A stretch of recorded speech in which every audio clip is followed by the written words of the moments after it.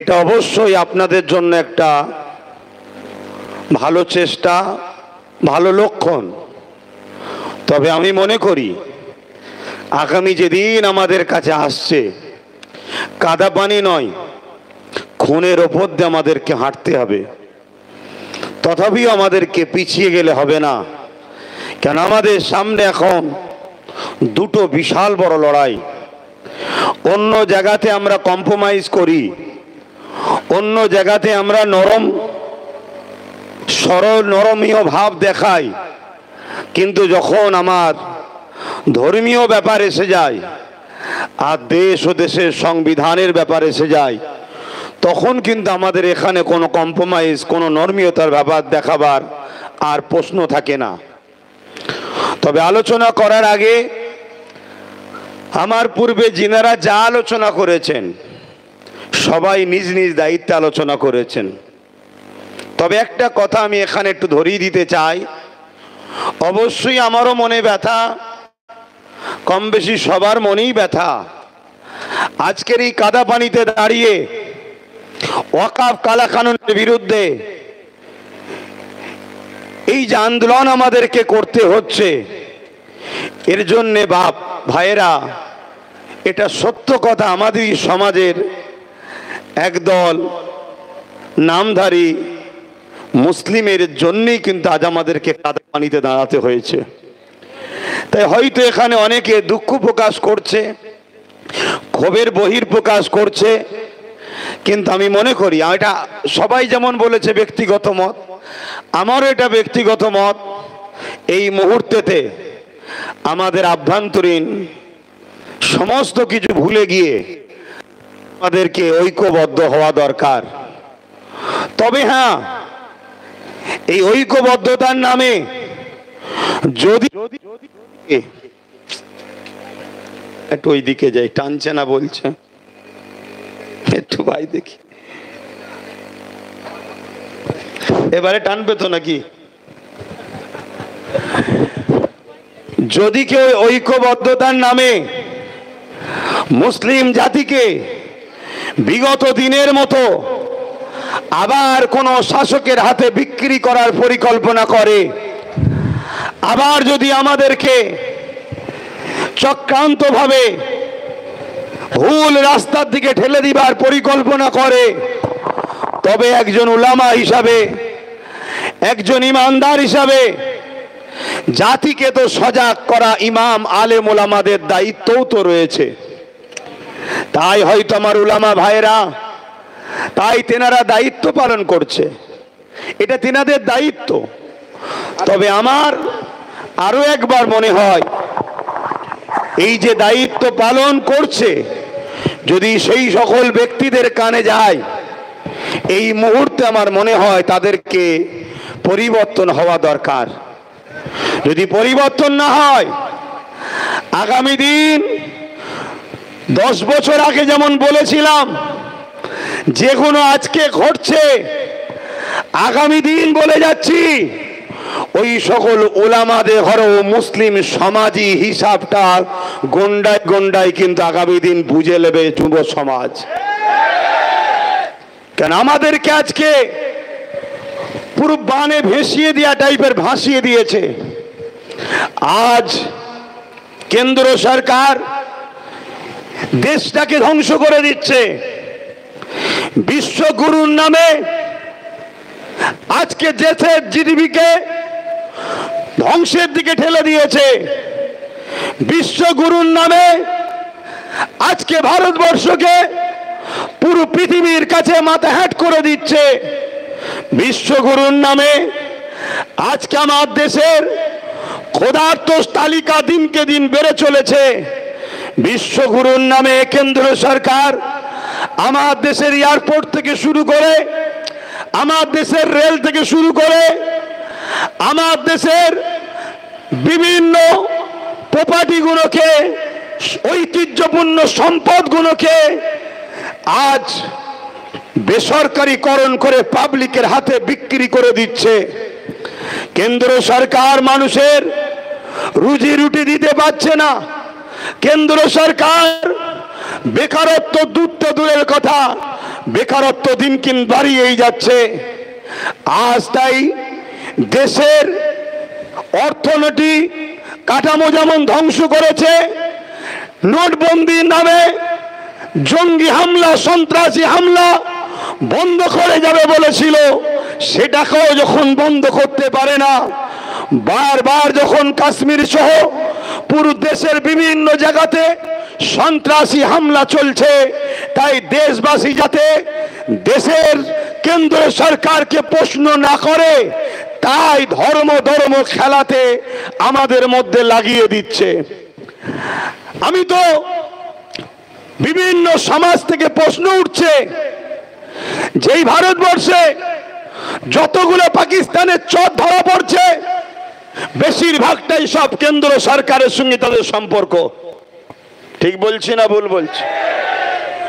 এই ভারতবর্ষে জানি তারা ধর্মে হিন্দু, কিন্তু আমি অসভ্য তো মূর্খদের মতো নয় যে হিন্দু ঘরের 10টা ছেলে সন্ত্রাস বলে হিন্দু জাতিকে সন্ত্রাস বলে দেবো। এই অসভ্য মূর্খ আমরা নয়। যে দোষী সে দোষী, যে ভালো সে ভালো। কেন আমার দেশের জন্য হাজার হাজার হিন্দু সম্প্রদায়ের ভাই বোন বাবা মা আজও দেশের জন্য তারা জান মাল কুরবান করছে, আজও বর্ডারে দেশের জন্য তারা লড়ছে। কিন্তু আমরা এটা বলতে পারি, যতগুলো কেন্দ্র সরকারের সঙ্গে জড়িয়েছে, তাদের সঙ্গে যারা সম্পর্ক রেখেছে, তাদেরই লোক কিন্তু বারবার ধরা পড়ছে, যারা কিনা পাকিস্তানের সঙ্গে গুপ্তচর বিভিন্ন যোগ শাসক করে রেখে দিয়েছে। আমরা দেখেছি আমার দেশের বিনা দাওয়াতে কেন্দ্র সরকার পাকিস্তানে বিরিয়ানি খেতে গেছে, কিন্তু বারবার ট্যাক্স লাগানো হয় মুসলমানদের ওপরে।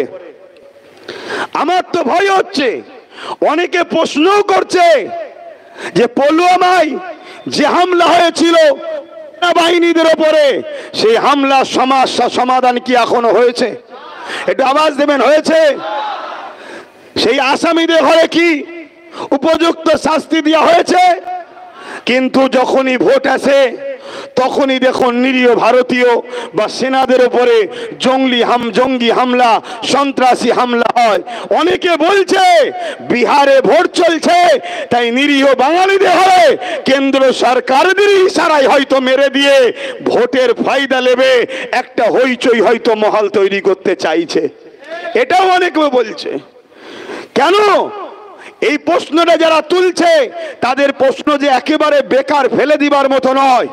কেন আজ চিহ্নিত হওয়ার পরও এখনো পর্যন্ত সেই আসামিদের ঘরে ধরা হলো না, তাদেরকে আমার দেশের নিরীহ নাগরিকদের উপরে যারা সন্ত্রাসী করেছে তাদেরকে উপযুক্ত শাস্তি দেওয়া হলো না।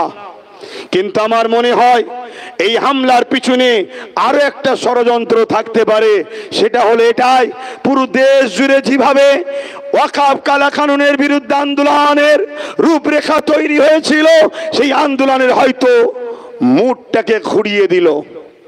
এটাও একটা ষড়যন্ত্র থাকতে পারে। তবে আমি ধিক্কার জানাই সেই সকল আন্দোলনকারীদের ঘরে যারা আন্দোলন করতে করতে হঠাৎ করে বলে দিল পলগায়ে হামলার জন্য 3 দিন আন্দোলন বন্ধ থাকবে। আমি তাদেরকে ধিক্কার জানাই এবং সন্দেহ হয় তারাও হয়তো এই যোগ সাজিশ এর সঙ্গে কিছু আছে। আরে আমার দেশে জঙ্গি হামলা হয়েছে, এটা কেন্দ্র সরকারের ব্যর্থতা। যেমন বিগত সরকার মনমোহন সিং ছিল, তখন যখন সন্ত্রাসী হামলা হতো, আজকের যিনি প্রাইম মিনিস্টার তিনি বলতেন এটা মনমোহন সরকারকে জবাব দিতে হবে। তাহলে 3 দিন আন্দোলন বন্ধ না করে ওয়াকফ কালা কানুনের বিরুদ্ধে যেমন আন্দোলন হবে, সেই জনসমাজে সেই জনসমুদ্রে ওখানে আওয়াজ তোলা দরকার ছিল, এই সন্ত্রাসী হামলা কেন হচ্ছে কেন্দ্র সরকার জবাব দাও, এই আওয়াজ তোলা দরকার ছিল না? কিন্তু যারা এই 3 দিন আন্দোলনকে বন্ধ করে দিল, এরা সমাজকে দেখাচ্ছে আমরা শোক পালন করছি। এরা শোক পালনের বাহানায় আন্দোলনকে বন্ধ করে দিল, যাতে করে মুসলিম জাতির এই আন্দোলনের যে রূপরেখা দিয়েছে বিজেপি গভর্নমেন্ট, কেন্দ্র গভর্নমেন্ট, হয়তো ওয়াকফ কালা কানুনকে বাতিল করতে বাধ্য হয়। তো এই সুযোগটা লাগিয়ে দিয়ে তারা আন্দোলনকে রুখে দিল। যেমন দ্বিতীয় নম্বর, ওই আন্দোলনে কেন্দ্রের বিরুদ্ধে না প্রশ্ন চিহ্ন করতে হয়, তাই আন্দোলনও হবে না, প্রশ্নও করতে হবে না। কথা মাথায় ঢুকছে? এখন আসুন দ্বিতীয় যে আমাদের বিষয়, আজকে যে ওয়াকফ কালা কানুন তৈরি হয়েছে, দেখুন এ বিষয়ে বলবো কি, বলার তো আমার কিছু নাই, আর সবই তো আমি বলে দিয়েছি। বিগত দিন থেকে এই ওয়াকফের হয়ে কথা বলতে গিয়ে, মসজিদের হয়ে কথা বলতে গিয়ে, মাদ্রাসার হয়ে কথা বলতে গিয়ে, কবরস্থান খানকার হয়ে কথা বলতে গিয়ে মুসলিম সমাজের এক শ্রেণী মানুষের কাছে নিজের বাপ মাকেও গাল খাওয়াতে হয়েছে। আমি বলেছিলাম, মনে রাখবেন, লোহা না হলে লোহা কাটা যায় না। ক্ষমতার জোরে সামান্য ভিক্ষা দিয়ে তারা আজকে আমাদের ঘরে গোলামির বশ্যতা স্বীকার করছে। এই ওয়াকফ কালা কানুন যে তৈরি হয়েছে, এর থেকেও বড় ভয়ঙ্কর কানুন আগামী দিন আমাদের জন্য অপেক্ষা করছে। শুধু পানিটা মাপছে, শুধু পানিটা মাপছে কতটা গভীর হয়। ওয়াকফে মুসলিম সমাজের সচেতন কতটা, এরা মসজিদ মাদ্রাসা কবরস্থান ঈদগাহর জন্য এরা কতটা তৎপর হয়, কতটা আন্দোলন করতে পারে, এটাকে মাপা হচ্ছে। এরপরে একটা আইন আসছে চলেছে, সেই আইনটার নাম হলো ইউনিফর্ম সিভিল কোড, ইউসিসি। সেই আইনে কি হবে? আজ মসজিদ চলে যাচ্ছে, আপনি ভাবছেন মসজিদ বানিয়ে নেব। আজ মাদ্রাসা চলে যাচ্ছে, আপনি ভাবছেন বানিয়ে নেব। আজ কবরস্থান চলে যাচ্ছে, আপনি ভাবছেন আমার ঘরে কবর দেব। কিন্তু মনে রাখবেন, ইউনিফর্ম সিভিল কোড আসছে, যেখানে আপনার জন্য কোরআন ব্যান্ড হবে, যেখানে আপনার জন্য নামাজ ব্যান্ড হবে, যেখানে আপনার জন্য রোজা ব্যান্ড হবে, যেখানে আপনাকে ইসলাম ধর্মের কালচার করতে পারবেন না। আপনি আপনার ধর্মীয় কালচারে যে বিবাহ করছেন, ওই বিবাহ চলবে না। এক দেশ এক আইন, সেই আইনটা হলো কি, আমার দেশের রাজা হবে, রাজা যা করবে তাই হবে। আমার কথা শুনছেন আপনারা? বিগত দিন যা বলেছিলাম আজ ঘটছে, আজ যা বলছি আগামী দিন ঘটবে। বড় পাওয়ারের সাথে বলছি ঘটবে। হ্যাঁ, এটাকে রুকা যাবে। এটাকে রুখতে গেলে সর্বপ্রথম আমাদেরকে অঙ্গীকারবদ্ধ হতে হবে। এই মাইকে কথা বলার নয় ভাই, কথা বুঝে আসছে তো? আজকের দিনটা আমি ছুটি পেয়েছিলাম, ঘরের সময় দিইনি, পরিবার বাচ্চা মা বাপের সাথে সময় দিইনি, আবার বেরিয়ে পড়েছি। আজকে ওটা দেবে।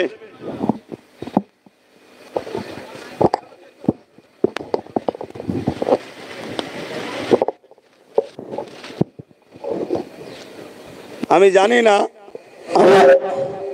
আমার এই ভাইকে আমি দোষারোপ করছি না, হতে পারে ইলেকট্রনিক্স জিনিস, আবার পানি হয়েছে, কিন্তু এটাও চলছে সমাজে। প্রশাসন থেকে চাপ দেওয়া হচ্ছে। আমি এখানকার কথা বলছি না, অনেক জায়গায় চলছে। কারণ এখানের প্রশাসন, দত্তপুকুর থানা, আমার জানা মতে সর্বসময় কিন্তু আমাদের সঙ্গে মানববন্ধন, মানবতার এবং সংবিধানের ডায়েরির মধ্যে থেকেই কাজ করছে। আমরা বিগত দিন থেকে দেখে আসছি। এইটুকু আমি বলতে বাধ্য হব, কেন তারা করেছে, কথা বুঝে আসছে। কিন্তু অনেক জায়গায় চলছে এই ঘটনা। তো ভাই, এই ইউসিসিকেও বন্ধ করা যাবে, সবটাই সমস্যা সমাধান হবে। আমাদেরকে তার জন্য কয়েকটা কাজ করতে হবে। প্রথম নম্বর কাজ হলো, আমরা যেমন দৈনিক খাই, আমরা বুঝতে পেরেছি না খেলে বাঁচবো না। আমাদের প্রতিজ্ঞাবদ্ধ হতে হবে, জীবন দিয়ে হলো সংবিধান বিরোধী কালা কানুন ওয়াকফকে বাঁচাবো। আমরা এই আইনকে আমরা কোনোভাবে লাগু হতে দেব না। এই অঙ্গীকারবদ্ধ আপনারা হতে পারবেন? আমার আওয়াজ বুঝছেন আপনারা? এই অঙ্গীকারবদ্ধ হতে পারবেন? যেমন দুপুরে আপনারা খান প্রতিদিন, প্রতিদিন আপনার মাথায় একটা চিন্তাকে রাখতেই হবে যে আমরা অঙ্গীকারবদ্ধ হচ্ছি, আজ খিলকাপুর মাঠ থেকে হাত তুলে অঙ্গীকারবদ্ধ হব। আপনারা রাজি আছেন? সেই অঙ্গীকার এটাই হবে, হাত তুলে সাক্ষী দেন যে আমরা প্রতিদিন যেখানেই থাকি অঙ্গীকার করছি এই ওয়াকফ কালা কানুনকে বাতিল করতে গিয়ে যদি আমাদের জীবন লাগে আমরা জীবন দিতে প্রস্তুত। আমাদের যদি প্রয়োজন হয় কারো বিরুদ্ধে যুদ্ধ করতে আমরা যুদ্ধ করতে প্রস্তুত আছি, রাজি আছে?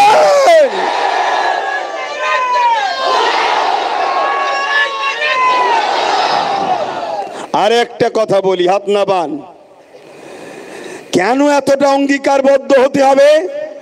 একদিকে যেমন আমাদের ধর্মীয় অধিকার, আর ধর্মীয় অধিকারটা যে সংবিধান দিয়েছে সেই সংবিধানকে বাঁচাবার লড়াই। কেন্দ্র সরকার সংবিধান বিরোধী আইন তৈরি করেছে, কেন্দ্র সরকার সংবিধানের বিরুদ্ধে, কেন্দ্র সরকার সংবিধানের শপথ নিয়ে সংবিধানের সঙ্গে ধোঁকাবাজি করছে। তাই একদিকে যেমন সংবিধান বাঁচানো আমাদের দায়িত্ব, অপরদিকে তেমন আমাদের ধর্মীয় অধিকারকেও বাঁচাবার দায়িত্ব। এখানে আরো একটা কথা বলি, 132 জন হিন্দু এমপি, মন দিয়ে শোনেন, 132 জন হিন্দু শিখ আদিবাসী এমপি এই কালা কানুনের বিরুদ্ধে ভোট দিয়েছে। তাহলে এই ওয়াকফ কালা কানুনের লড়াই হিন্দুদের বিরুদ্ধে নাকি আদিবাসীদের বিরুদ্ধে, কোন জাত ধর্মের বিরুদ্ধে? এই আইন যারা করেছে সংবিধানের দুশ্মন তারা, তাদের বিরুদ্ধে দেশবাসীর লড়াই, ঠিক না বেঠিক? তাহলে এই আন্দোলনে শুধু মুসলমান থাকবে কেন? এই আন্দোলনে হিন্দুরা আসবে, এই আন্দোলনে আদিবাসী আসবে, এই আন্দোলনে সাঁওতাল আসবে, এই আন্দোলনে বাগদি আসবে। আসা দরকার আছে না নাই? তারা আসতে চাইছে, আগামী দিন নিয়ে আসবো। তবে আপনাদের ঘরে মুক্তাদায় হাল বুঝতে হয়, মুক্তাদায় হাল বুঝতে হয়। সেই হালটা কি? আজ যেমন ধর্মীয় সবাই রয়েছে, স্লোগান দিচ্ছেন নরের তকবীর আল্লাহ আকবার, ঠিক আছে, কিন্তু যখন সর্বে ধর্মের মানুষ থাকবে সেখানে নরের তকবীর আল্লাহ আকবার এটা কি আপনার ইসলাম কি বলছে নাকি? মুক্তাদে হাল ইসলাম বলেছে না বলেনি? তাহলে সেখানে আমাদের হবে কি, ভারতবর্ষ জিন্দাবাদ, সংবিধান জিন্দাবাদ। আর হাততালি যদি দিতে মন যায় আমরা হাততালিটা একটু অন্য স্টাইলে দেবো। আমরা ওই পুরুষও নয় স্ত্রীও নয় আর একটা যে লিঙ্গ আছে তাদের মতো হাততালি দেবো না, আমরা হাততালি দেবো এরকম, মনে থাকবে? সবাই দিন, সবাই দিন, সবাই দিন। আমি দলিল দিচ্ছি, হাদিসে আছে, দিন। এবার শুনেলেন, কালচার শিখুন। আমার নবী পাক সাল্লাল্লাহু আলাইহি ওয়াসাল্লাম নামাজে ইমামতি করছেন, উলামারা রয়েছেন, আমার নবী পাক বিচারে গেছেন এক গোত্রের, অত বড় তো বলার সময় নাই, জলসা এলে বলবো কলি, বিচার করতে গেছেন। আসরের নামাজের ওয়াক্ত চলে যাচ্ছে, দেরি হয়ে গেছে, তাই সিদ্দিক আকবর ইমামতির জায়গায় দাঁড়িয়ে গেছে। এমন সময় হুজুর এসে গেছে, সাহাবারা কাতার আস্তে আস্তে ছাড়ছে, একেবারে রসুল আবু বকর সিদ্দিকের পিছনে গেছে। সাহাবা হুজুররা সিদ্দিক আকবরকে বুঝাবে বলে যে রসুল এসে গেছে, হাতের নিয়ত করেছিল এভাবে, এক হাতের উপরে আর এক হাত বাজিচ্ছে। সাহাবা আবু বকর সিদ্দিক কোরআন পড়তেইছে, হুজুর এত কোরআনে মকসুল হয়ে গেছে বুঝতে পারছেন না। এবারে পুরো মদিনা নবাবির ভেতরেতে এক সমস্ত সাহাবারা একে অপরে হাতের উপরে হাত আঘাত দিয়ে সিদ্দিক আকবরকে জানিয়ে দিচ্ছে যে হুজুর এসে গেছে, হুজুরের জায়গা ছাড়ো। জোরে বলুন সুবহানাল্লাহ। এই জায়গায় সুবহানাল্লাহ তো আমাদের বলতেই হবে, তাই তো নাকি? তো কিন্তু আগামী দিন আরো অন্য সমাজের মানুষরা তারাও আসতে চাইছেন, তারাও বক্তব্য দিতে চাইছেন। তো যাক, এই জায়গায় দাঁড়িয়ে থেকে আমি আপনাদের ঘরে কয়েকটা কথা বলবো। নাম্বার 1, যেটা আমার পূর্বে একজন বললেন, আমার এখন বিপদে পড়েছি, তাই তো নাকি? আরে কিছুক্ষণ দুনিয়াবি ক্ষেত্রে বলছি, ইমানদারের কাছে ওয়াকফ কালা কানুন কোনো বিপদের ব্যাপার নয়। কোনো বিপদের ব্যাপার নয়। আরে কত প্রাইম মিনিস্টার এসেছে, কত প্রাইম মিনিস্টার ভূত হয়ে এই গাছ উ গাছ ঘুরে বেড়াচ্ছে। এটা আমার বিষয় নয়, তাদের বিশ্বাস। শুনছেন তো নাকি? অতএব এটা কোনো ব্যাপারই নয়। এ সমস্যার সমাধান অবশ্যই হবে। কিন্তু আমি বলতে চাইছি, যারা আমাদের দরদি সেজে আছে, কেন্দ্র সরকার তো প্রকাশ্য আমাদের দুশ্মনী, সে আমাদের ক্ষতি করছে, এটা আমরা সবাই তো জানি। কিন্তু মনে রাখবেন, যারা আমাদের দরদি সেজে আছে, সে লাল হোক, ব্লু হোক, কালো হোক, সবুজ হোক, যেই হোক, সবাইকে আমাদের এই সময় পরীক্ষা করা দরকার যে আমাদের বিপদে, আমাদের ওয়াকফ নিয়ে, আমাদের মসজিদ নিয়ে, আমাদের কবরস্থান নিয়ে কারা কারা লড়াই করছে, কারা কারা আন্দোলন করছে, একটু দেখা দরকার আছে না নাই? তাই আগামী দিন তোমরা যদি বিরিয়ানি খাওয়ার জন্য সবুজ, সাদা, কালো, লাল, গেরুয়া এক জায়গায় হতে পারো, তাহলে সংবিধানকে বাঁচাবার জন্য, ওয়াকফকে বাঁচাবার জন্য আহলে সুন্নাত ওয়াল জামাতের ডাকে সব কটাকে এক জায়গায় আসতে হবে। কি বলছেন? ডাকা দরকার আছে না নাই? এবারেই তো আমরা দেখব যে কারা আমাদের প্রকৃত দরদি। তো যাক, এই ওয়াকফ কালা কানুন এত ভয়ঙ্কর কানুন। মনে রাখবেন, আপনার এই ঐতিহ্যবান হাজার হাজারের বছরের মসজিদ, আপনার হাজার হাজার বছরের মাদ্রাসা, আপনার ওই কবরস্থান, আপনার ওই ঈদগাহ, আপনার ওই খানকা কিছুই থাকবে না। এগুলোকে সব বোলডুজার দিয়ে ভেঙে কেন্দ্র সরকার চাইছে পুঁজিপতিদের হাতে তুলে দেবে। এটা আমার পূর্বে সবাই আলোচনা করছে। আমি সময়ের দিকে খেয়াল করে, আর বিশেষ করে এই মাইকে কথা বলতে কষ্ট হচ্ছে, আমি শুধু 3টে পয়েন্ট বলবো। এই ওয়াকফ কালা কানুন সত্যি কারা বাতিল করাতে চান, একটু হাত তুলে দেখান। সত্যি চান আপনারা? সত্যি চান? সত্যি চান? হাত নামান।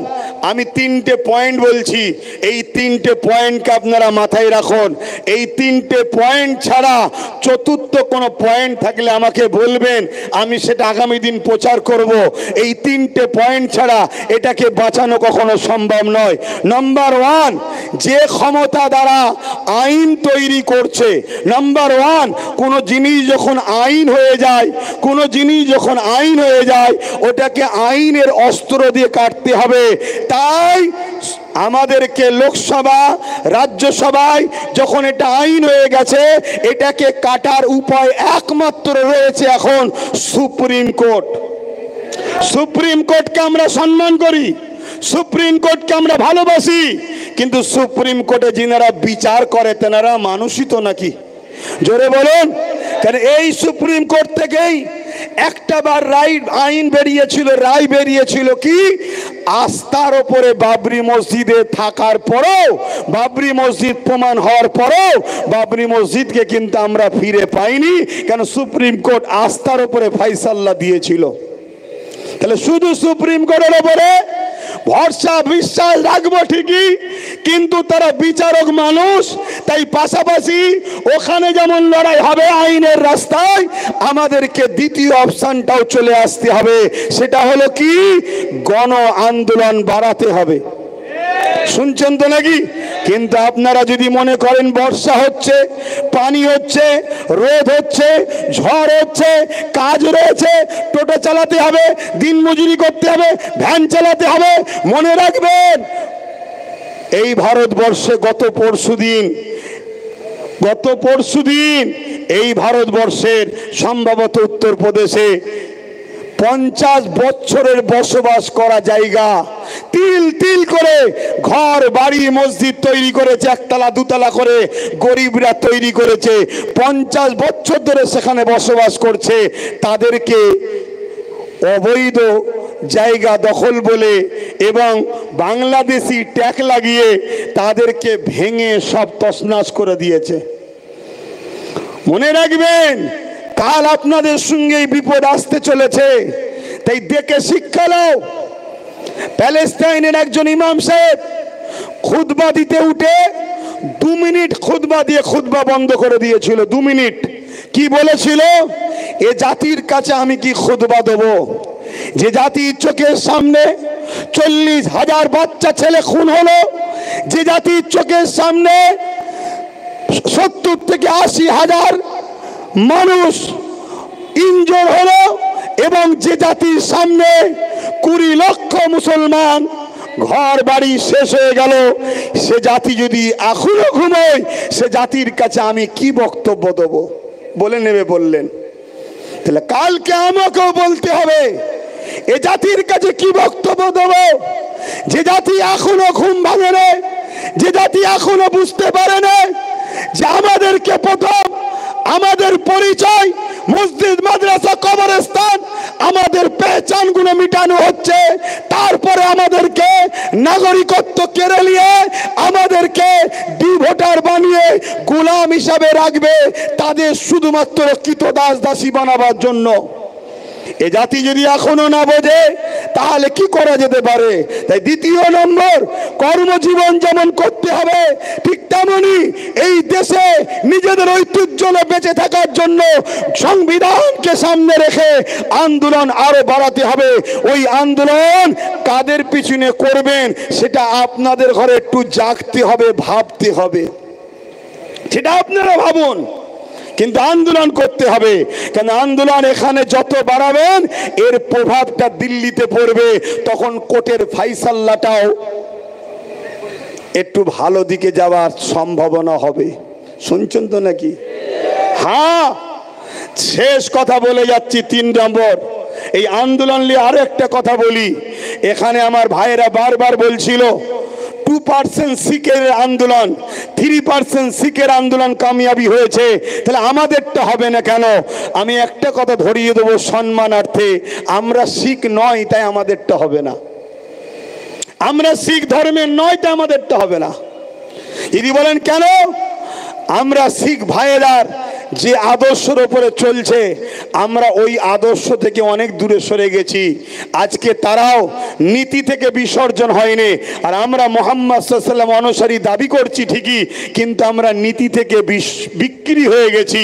তারা এজন্য সাকসেসফুল হতে পেরেছিল, তাদের পিছনে পাঞ্জাব সরকার সাথ দিয়েছিল, তাই তারা কামিয়াবি হতে পেরেছিল।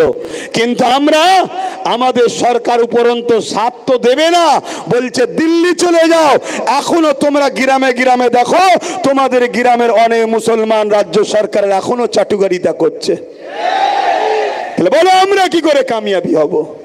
তবে হ্যাঁ, আমি মনে করি যদি আমরা 5% মজবুত হতে পারি, এই অঙ্গীকার নিয়ে জীবন দেবো, এই আইন হতে দেবো না, ইনশাল্লাহ প্রথম লাইনে আমি দাঁড়াবো, তারপরে তোমরা দাঁড়াবে। বুলেটের গুলি খেতে হয়, আগে খাবো আমি মসজিদ, মাদ্রাসা, কোরআন, সংবিধানের জন্য। তাহলে আমি বলে যাচ্ছি এই 5% এই আইনকে বাতিল করে ইনশাল্লাহ দেখাবো। কিন্তু তার জন্য বাপ সেই অঙ্গীকার নিতে হবে। ঝড় হলে ডাকলেও আসতে হবে, বাজ পড়লে ডাকলেও আসতে হবে, কাদা পানিতে ডাকলেও আসতে হবে, রোদে ডাকলেও আসতে হবে। ওই ঢালায় উঠে দাঁড়িয়ে থাকবে স্বপ্ন দেখলে হবে না।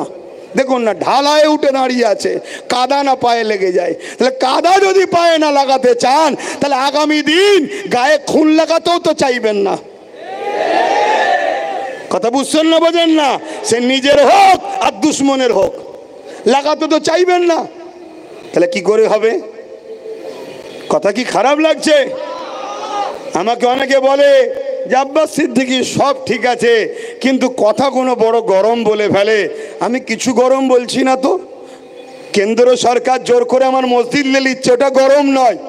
কেন্দ্র সরকার দূর হাঁটো বলাটা গরম? কেন্দ্র সরকার জোর করে আমার বাপ মাদের পূর্বপুরুষদের কবরস্থানের ওপরে মদের আড্ডা, বার, সিনেমা হল, থিয়েটার খুলতে চাইছে, এটা অন্যায় নয়। আমি যদি বলি এই অন্যায়ের বিরুদ্ধে সংবিধানকে সামনে নিয়ে ওদের বিরুদ্ধে যুদ্ধ করতে হবে, তাহলে আমি অন্যায় বলে ফেললাম। বড় দুঃখ। তাহলে জাতির মধ্যেই সরষে ডাল দিয়ে ভূত ছাড়াচ্ছি, তাতেই যদি ভূত বসে থাকে তো ভূত যাবে কি করে? জাতির মধ্যেই যদি গাদ্দার থাকে তো কি করে কি হবে? তো যাক, শেষ কথা বলে যাচ্ছি, শেষ। এই ওয়াকফ কালা কানুনকে বাতিল করতে গেলে আর একটা রাস্তা আছে, সেটা হলো কি, যদি আজকে জোর করে করেও ফেলে, শুনছেন, জোর করে যদি করে ফেলে, এখন থেকে অঙ্গীকারবদ্ধ হন, যে পাওয়ারে তারা আইন করেছে ওই রাজ পাওয়ার আমরা দখল করব। যারা সেকুলার মাইন্ডের যত দল আছে সেই দলকে আমরা সাথে নেব, তাদেরকে একটা কথাতেই আমরা সাথে নেব, সেটা হলো পার্টনারশিপ। তোমার দালালি করব না, তোমার ভাড়াটিয়া খেলবো না, পার্টনারশিপে তোমার সঙ্গে আমরা থাকতে রাজি। একটাই শর্ত, কোনোদিন যদি আমরা ক্ষমতার আসন দখল করতে পারি, যেভাবে গায়ের জোর দেখিয়ে সংবিধান বিরোধী করে আমাদের মসজিদ মাদ্রাসাকে নিয়েছে, আমরা আওয়াজ তুলব। সেই দিন ক্ষমতার আসনে বসে আমরা আমাদের মসজিদ মাদ্রাসা ওয়াকাফের জায়গাকে আমরা আবার আইন তৈরি করে আমরা ফিরিয়ে দখল করে নেব। এই পাওয়ারের দরকার আছে না নাই? জোরে বলুন, আছে না নাই? হাত তুলে বলুন আমার সাথে একমত আপনারা, আমার সাথে একমত আপনারা। এই হাত যদি সত্য হয় তাহলে হাতটা নেবিয়ে দিয়ে আরো একবার সাক্ষী দেন। আন্দোলন তো শুরু হলো, আন্দোলন তো শুরু হয়েছে 10 বছর আগে থেকে। এই আন্দোলন বিভিন্ন জায়গায় আজও হচ্ছে, হবে, কিন্তু আগামী দিন এই আন্দোলনকে আমি চাইছি আপনাদেরকে সাথে করে নিয়ে কলিকাতার ব্রিগেডে নিয়ে যেতে চাই। আপনারা কি নিজেদের খরচে যেতে রাজি? যেতে রাজি? যেতে রাজি? কেন? আমি দেখতে চাই, আমি দেখতে চাই আমার দেশের সেনাবাহিনীরা সত্যি পারমিশন দেয় না সাপ হয়ে কেমরে উজা হয়ে কেউ ঝাড়ছে, এটাও দেখা দরকার আছে। ঠিক না বেটি গো? কেন? আমিও একবার ট্রাই করতে চাই। কথা বুঝে আসছে না? না কি ঘটনাটা ঘটেছিল? তাহলে আন্দোলন হবে, তাহলে রাজ পাওয়ারের দরকার আছে না নাই? সেই রাজ পাওয়ারটা কি কারো ভাড়াটিয়া, কারো দলের দালালি করা, কারো দলের তোষণ করা? আমরা কংগ্রেস, বাম, টিএমসি যারা সেকুলার দাবি করে এদের কাছে একটাই মেসেজ জানতে চাই, আমরা ডায়ে বায়ে সামনে পিছনে বুঝি না। তোমরা যদি কেউ কথা দাও ভাগিদারিতে আসবে, এবং আগামী দিন আমরা যদি পুরো দেশ জুড়ে তাদের 10 বছর যেতে পারে, 15 বছর যেতে পারে, আমরা যেমন কেন্দ্র সরকার গায়ের জোর দেখিয়ে সংখ্যাগরিষ্ঠতা দেখিয়ে আমাদের ওয়াকফকে কেড়ে নিচ্ছে, সেদিন আমরা ওই ওয়াকফকে সংখ্যাগরিষ্ঠতা দেখিয়ে আমাদের জিনিস আবার আমরা ফিরিয়ে নেব। এই অঙ্গীকারে আমরা প্রস্তুত আছি না নাই? তাহলে 3টে অপশন দিলাম। নাম্বার 1 সুপ্রিম কোর্ট, নাম্বার 2 গণ আন্দোলন বাড়াতে হবে। আগামী দিন কালকেই যদি ডাকি পাওয়া যাবে, কালকেই যদি ডাকি পাওয়া যাবে। আর দ্বিতীয় নম্বর, 3 নম্বর কথা হলো কি, রাজ পাওয়ার তৈরি করতে হবে। এখানে আর একটা কথা আপনাদের প্রচার করতে হবে কি, এই ওয়াকফ জায়গার উপরে কোনো যদি কর্পোরেট পুঁজিপতিরা কোনো রকম যদি ডেভেলপমেন্ট করে, উন্নতি করে, কোটি কোটি টাকা খরচ করে আমাদের জায়গা দখল করলে যদি করে, আমরা যদি ক্ষমতায় আসতে পারি, সেই দিন কি করব, যার যা সম্পদ লাগিয়েছে সবটাই ওয়াকফের বলে গণ্য করা হবে। তাহলে এই প্রচারটা যদি করা হয়, তাহলে আজকে যদি কেন্দ্র সরকার কাউকে বিক্রি করতেও চায়, সে খরিদ করার আগে ভাববে, কেন পাল্লা যে কখন কার উল্টায় কেউ বোঝে না, কেন জনগণই শেষ ফাইসাল্লা করে। ঠিক না বেটি গো? তাহলে এই কথাই যদি টিএমসি সাথ দেয় ওয়েলকাম, এই কথাই যদি বাম সাথ দেয় ওয়েলকাম, এই কথাই যদি কংগ্রেস সাথ দেয় ওয়েলকাম। আর যদি কেউ সাথ না দেয়, তাহলে সমাজের মধ্যে আদিবাসীদের দল ছোট ছোট আছে, দলিতদের ছোট ছোট দল আছে, ওদিকে কি বলে বাবা সাহেব আম্বেদকরের ছোট ছোট তাদের অনুসারীদের ছোট ছোট দল আছে, মতুয়া সম্প্রদায়ের ছোট ছোট দল আছে।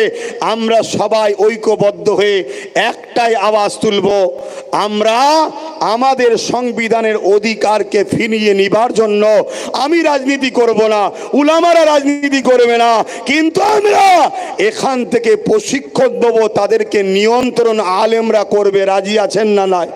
জনগণ রাজি আছেন না না? আর দলিত ভাইদের ধর্মগুরুরা তাদেরকে তারা নিয়ন্ত্রণ করবে, শিখ ভাইদের ধর্মগুরুরা তারা তাদেরকে নিয়ন্ত্রণ করবে। এভাবে আমাদের করা দরকার আছে না নাই? কথা বুঝে আসছে?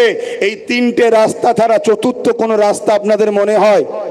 তো যাক, এই কোনো রকম ভাবে এই মাইক নিয়ে গুটি কত কথা আপনাদের কাছে বললাম। এই কাদা পানিতে অনেকটা ভালোবাসার পরিচয় আপনারা দিয়েছেন। আমি একটা কথা জানতে চাইছি, এ ভাই শুনছেন, বুকে হাত দিয়ে আমার এই কথাটার উত্তর দেবেন। 2021-এ যে বলেছিলাম একটা চেয়ারের পায়া দরকার, ভুল বলেছিলাম না ঠিক বলেছিলাম?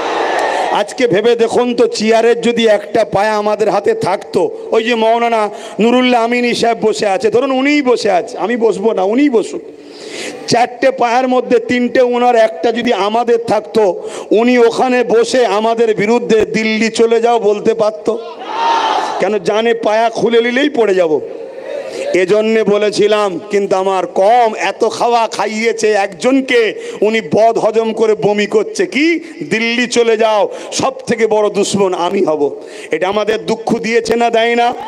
এই দুঃখর প্রতিশোধ হিসাবে তিনাকে অবিলম্বে এই কালা কানুনের বিরুদ্ধে সুপ্রিম কোর্টে যেতে হবে, আমাদেরকে সর্ব আন্দোলনে সহযোগিতা করতে হবে, এবং যদি থাকতে চাই বাংলায় তাহলে আমাদেরকেও কিন্তু পায়াতে ভাগ দিতে হবে।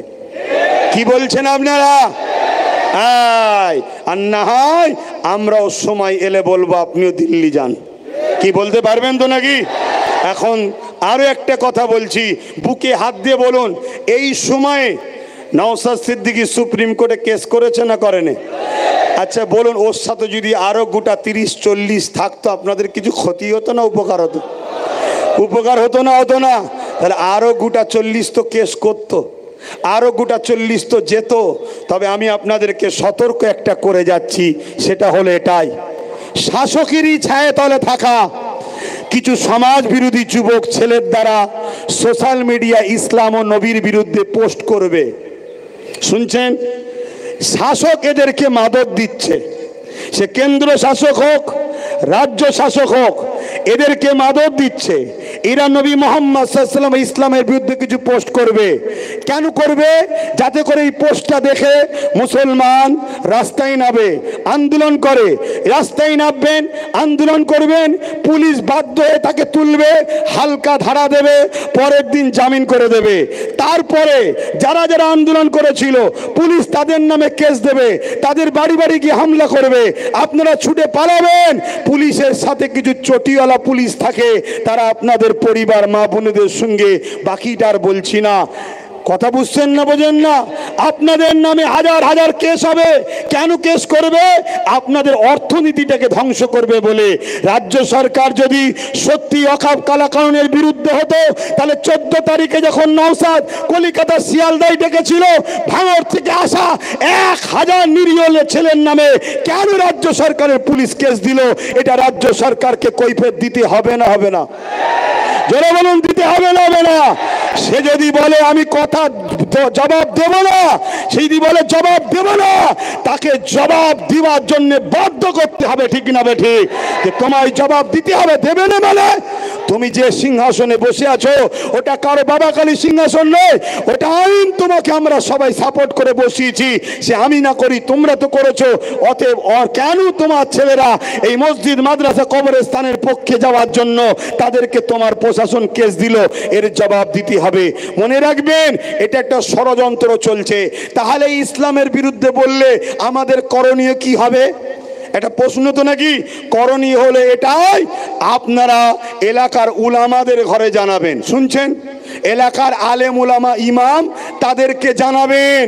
আলেম উলামা ইমামরা রেগে গেলে হবে না, একটা ইমানি দায়িত্ব আছে, করতে হবে। জানাবেন। ইমাম আলেম উলামারা কি করবে? ওই এলাকার এমএলএ সাহেব, এমপি সাহেবের কাছে যাবে, 24 ঘন্টার মধ্যে ছেলেটা আরজ চাই, নাই আগামী দিন আপনার বিরুদ্ধে আমরা রাস্তায় নামবো। আলেমরা মসজিদে মসজিদে আপনার বিরুদ্ধে বলবো। এই দায়িত্ব উলামাদের হাতে ছাড়বেন। আপনারা রাস্তায় নামবেন না। আপনাদের ঘরে ফাঁসাতে চাইছে, আপনাদের ঘরে কেস দিতে চাইছে, আপনাদের ওই কেসে 5000 10,000 করে জামিন যাবে। আপনাদেরকে তাড়া করার নামে প্রশাসনের সাথে চটি পড়া প্রশাসন যাবে। প্রশাসন কখনো খারাপ হতে পারে না, চটি পড়া যাবে। যারা বুঝতেই পাচ্ছেন শাসকের চাটুকারি করে, তারা গিয়ে আপনাদের মা বোনের উপরে জুলুম অত্যাচার করবে। বাকিটার খুলে বলছি না। আজানের জন্য প্রোগ্রাম এখানেই আমি সংক্ষেপ করছি। কথা যতটুকু বলতে পারলাম আপনারা আশা রাখছি কথাকে মান্যতা দিয়ে চলবেন, তাই তো নাকি? মান্যতা দিয়ে চলবেন। আগামী দিন আবার ডাকলে পাশে পাবো, পাশে পাবো, পাশে পাবো। একটু স্লোগান দিতে দিতে যান। ভারতবর্ষ, ভারতবর্ষ, ভারতবর্ষের সংবিধান।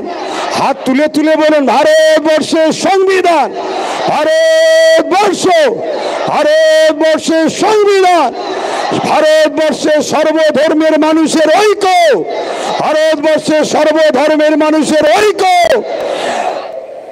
ওয়াকাফ কালা কানুন মানছি না, মানব না। ওয়াকাফ কালা কানুন মানছি না, মানব না। ভারতবর্ষ, ভারতবর্ষ নারী দিবস। আপনারা আস্তে আস্তে নিজ নিজ জায়গায় ফিরে যান, নিজ নিজ জায়গায় ফিরে যান। আজান দিলে নামাজের জন্য প্রস্তুত হন। আসসালামু আলাইকুম ওয়া রাহমাতুল্লাহি ওয়া বারাকাতুহু। কিন্তু যেতে যেতে মনে রাখবেন, আগামী দিন কিন্তু সর্বধর্মের মানুষেরা এক হতে চাইছে, আসতে চাইছে। এই ওয়াকাফ কালা কানুনের বিরুদ্ধে আমাদের পাশে তারা দাঁড়াতে চাইছে। মনে থাকবে তো, যখন সর্বধর্মের মানুষ থাকবে সেখানে আন্দোলনটা সর্বধর্মের অনুযায়ী আমাদেরকে বিহেভ করতে হবে, এটাকে মাথায় রাখতে হবে। আসুন, আজ ফুরফুরা আহলে সুন্নাত ওয়াল জামাতের এই ডাকে আপনারা এসেছিলেন। আহলে সুন্নাত ওয়াল জামাতের পক্ষ থেকে আমি আপনাদেরই ভাই, আপনাদের সন্তান, আপনাদের সুস্থতা ও দীর্ঘায়ু কামনা করি। এবং আপনাদের লড়াইয়ে আহলে সুন্নাত ওয়াল জামাতি যেমন চুচুড়ার মসজিদের তালা খুলে নামাজের আবাদ করেছে, ইনশাল্লাহ আপনাদের লড়াই পশ্চিম বাংলা থেকে দিল্লি পর্যন্ত আওয়াজ যাবে, সুপ্রিম কোর্ট থেকেও ইনশাল্লাহ এর রায় যেন আল্লাহ বার করে যে ওয়াকাফ কালা কানুন বাতিল হচ্ছে। বলুন ইনশাআল্লাহ।